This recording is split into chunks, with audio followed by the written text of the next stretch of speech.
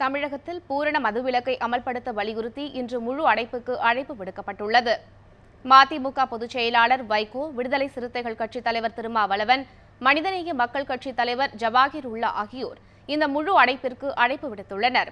மதுவிலக்கு அமல்படுத்த கோரி போராட்ட களத்தில் காந்தியவாதி சசி பெருமாள் உயிரிழந்த நிலையில் முழு அடைப்பு நடத்த அழைப்பு விடுக்கப்பட்டுள்ளது. இன்றைய முழு அடைப்பு போராட்டத்திற்கு தேமுதிக, காங்கிரஸ், இந்திய மற்றும் மார்க்சிஸ்ட் கம்யூனிஸ்ட் கட்சிகளும் ஆதரவு தெரிவித்துள்ளன. முழு அடைப்பில் வணிகர் சங்கங்களின் பேரவை கலந்து கொள்ளும் என அறிவிக்கப்பட்டுள்ளது.